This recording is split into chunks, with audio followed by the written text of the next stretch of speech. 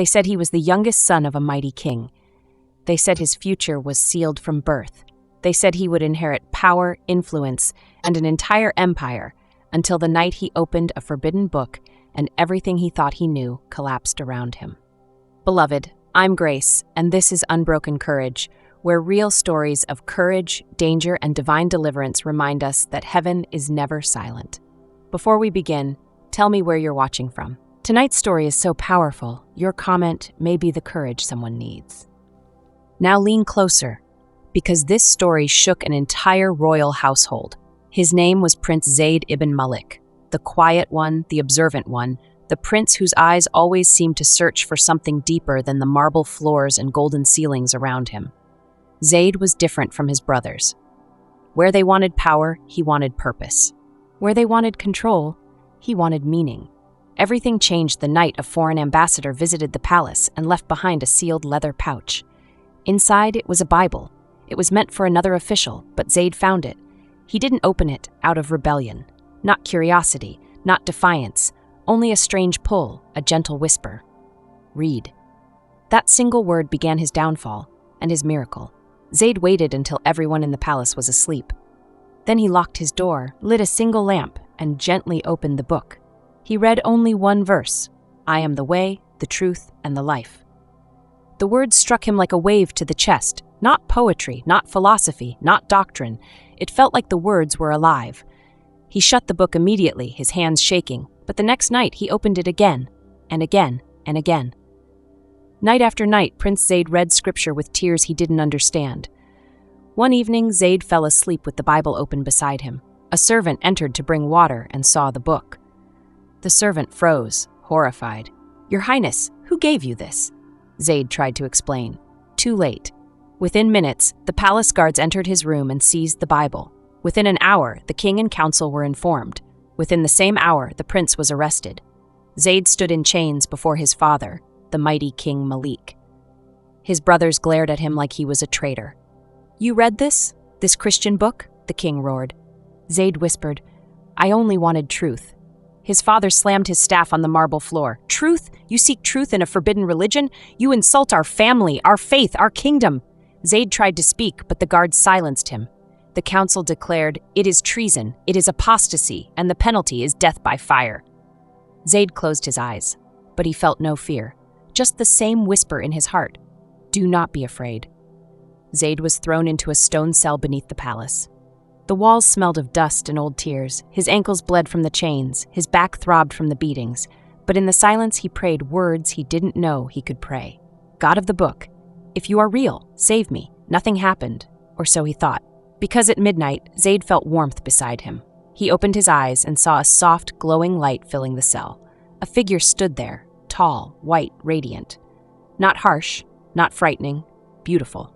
The man spoke, Zayd, I am with you in the fire. Zayd burst into tears. Then the man vanished. But the peace remained. At dawn, the palace courtyard filled with witnesses. Royal guards, officials, servants, hundreds gathered to watch the execution of a prince. Zayd was dragged in chains and tied to a wooden post inside the fire pit. Oil was poured around him. Torches glowed in the guards' hands. His father stood on the balcony, stone-faced and unyielding. His brothers whispered, let him burn. Let this shame die today. Zayd closed his eyes. The whisper returned, I am with you. A single torch touched the wood and flames erupted instantly. The crowd gasped. Because instead of burning the prince, the fire bent away from him. Like wind pushed it back. Like unseen hands shielded him. Like the flames refused to touch a single strand of his hair. And then the man in white appeared inside the fire. Tall, brilliant, glowing with glory.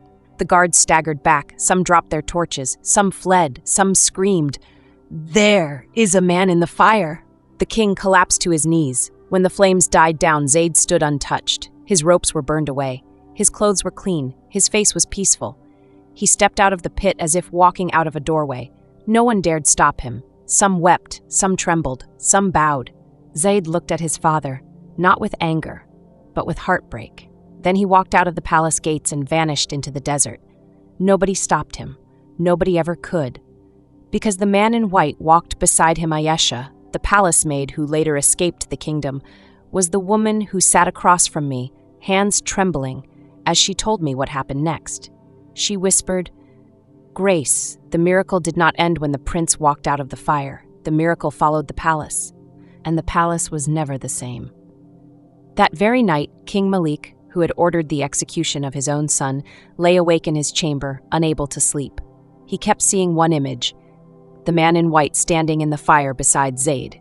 No matter how hard he closed his eyes, the vision would not leave him. Finally, exhaustion forced him to sleep. But the moment he drifted off, he jolted awake with a scream so loud the guards rushed into his room. The king shook violently, whispering, "He looked at me. The man in the fire looked at me." The guards exchanged terrified glances. No medicine helped. No prayer eased him. No ritual calmed him. Because there are nightmares that medicines cannot silence. Zayd's older brother, Prince Harith, the one who pushed hardest for the execution, was hit hardest by fear. During the fire, he had whispered, "Let him burn." But after the miracle, Harith changed. He stopped eating, stopped laughing, stopped walking without trembling hands, and one night, as he attempted to sleep, he froze. A figure stood at the foot of his bed. Tall, white, unmistakable. Harith couldn't move, couldn't breathe, couldn't blink. The man in white didn't speak. He didn't move. He just looked at him. Harith felt his soul crack open. He fell to the floor screaming, "Zayd, forgive me, forgive me!" Servants rushed in, but Harith pushed them away, wailing like a broken child. Ayesha whispered, "Grace." The prince who once thirsted for blood fell apart like sand in the wind.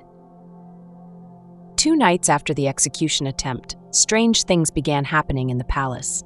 Not violent things, not destructive, just undeniable. A guard fainted after seeing a bright light in the corridor. A servant dropped her basket after hearing a voice call her name with no one around. 2 council members swore the throne room filled with heat for several seconds without any fire lit. Ayesha herself felt it. She walked through the courtyard and stopped cold. The pit where Zayd had stood was glowing. Not bright, not hot, just glowing, a soft golden shimmer rising from the ashes.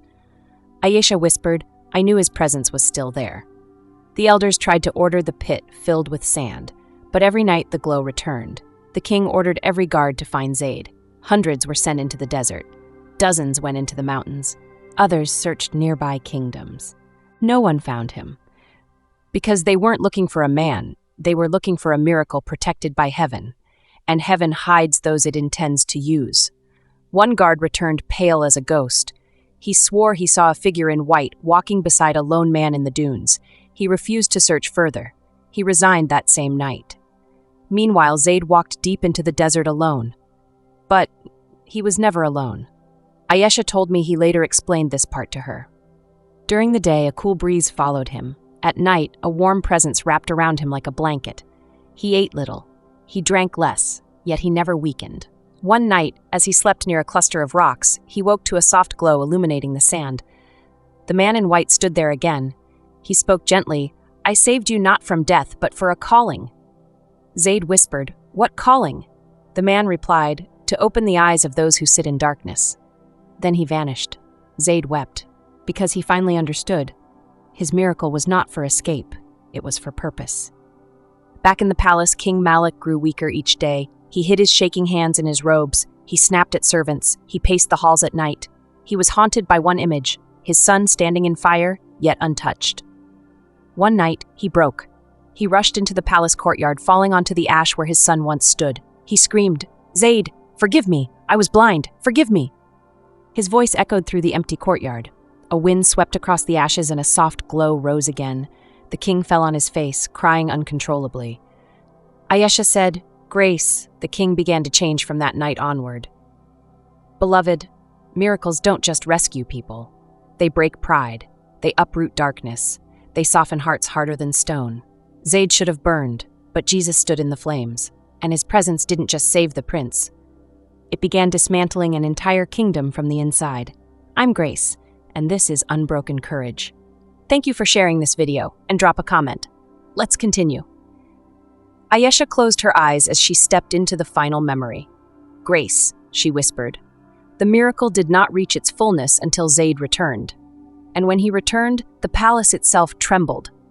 Prince Harith, the brother who pushed for Zayd's execution, had not slept for days.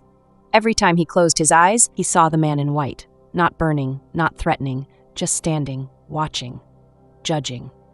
One night, Harith collapsed on the marble floor of his chamber, shaking violently. Servants rushed in, but froze at the sight. Harith stared into the corner of the room, speechless, pale, trembling, as if someone stood there. He whispered, voice cracking, "Zayd was protected. I fought against heaven."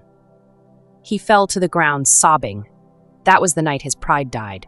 Meanwhile, the king's health continued declining, not physically, but spiritually. He walked like a man carrying invisible chains. He spoke less. He prayed constantly, begging for the nightmares to stop. Then one night, he gathered the council and declared, "If my son lives, I must seek his forgiveness." The elders protested. To find him, they said, would be to admit wrongdoing. The king slammed his staff on the ground. "I was wrong." Shock filled the room. Fear quieted it, because kings in that land did not confess mistakes. Yet this one bowed his head like a broken father. At dawn the next morning, 2 guards ran through the palace screaming, "The prince has returned!" Panic flooded the palace. Servants dropped trays. Council members hid. Harith collapsed to his knees, trembling. The king rushed into the courtyard and froze. There, walking through the open gate in dusty clothes with a torn satchel over his shoulder and a calm glow on his face, was Zayd.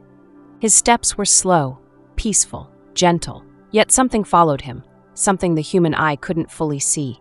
A soft glow, a warmth, a feeling like invisible light walking beside him. The king fell on his face before his son. He choked on his tears. "Zayd, my son, forgive me." The courtyard fell silent. Zayd knelt beside his father and lifted his head gently. "Beloved, this was the moment that touched my spirit deeply as I listened to Aisha tell it." He whispered, "Father, the one who saved me has forgiven you, and so do I." The king sobbed like a child, arms around his son, head pressed against his robe, tears falling into the dust. A royal courtyard transformed into an altar of mercy. Harith, Zayd's jealous brother, could not bring himself to approach. He hid behind a pillar, shaking uncontrollably. Zayd saw him and walked toward him slowly. Harith fell to the floor. "Brother, I wanted you dead." Zayd touched his shoulder. "But heaven wanted me alive." Harith's tears dropped onto the marble. "I saw him, Zayd, in my room, in the fire, everywhere. His eyes burned through me." Zayd knelt and whispered, "Then let those eyes heal you now." Harith clutched Zayd's hand and sobbed. That day, 2 brothers became brothers again. When Zayd entered the throne room, the council bowed their faces to the floor. Not because he was royalty, because they saw the glow around him. One elder whispered, "He carries the presence of the man in the fire." Zayd lifted them one by one. He said, "I hold nothing against any of you. What you meant for death, he used for my life." Some elders wept, some trembled, one fainted, but every one of them felt the weight of heaven in that room. That night, alone with his father, Zayd shared the message Jesus had given him in the cave. The king asked, "Why were you saved?" Zayd replied, "Because this kingdom lives in darkness and does not know it." The king trembled. Zayd continued, "He saved me to open the eyes of those blinded by fear." The king lowered his head. "Then you must go, my son. Where he sends you, you must go." Zayd did not remain in the palace. He did not seek a throne. He did not reclaim royal privilege. He left the kingdom quietly. He traveled to hidden villages. He prayed for the sick. He taught the scriptures with tears in his eyes. He shared the story of the man in the fire. His name was whispered across nations, the prince who walked through fire, the royal son protected by Jesus, the prince who forgave his enemies. And to this day, Aisha says people still speak of him in secret gatherings of believers across the region. The fire did not burn him. It made him a messenger. Grace's final words. Beloved, when he opened the Bible, he didn't know it would cost him everything, but heaven never lets truth die in fire. Zayd should have burned, but Jesus stepped in. His family should have hardened, but visions broke them. Zayd should have hated them, but forgiveness became his calling. This is the heartbeat of unbroken courage, where death sentences meet divine rescue, where fear bows to light, where hatred melts into forgiveness. I'm Grace, and this is Unbroken Courage. Drop a comment below, and let's continue praying for Christians around the world.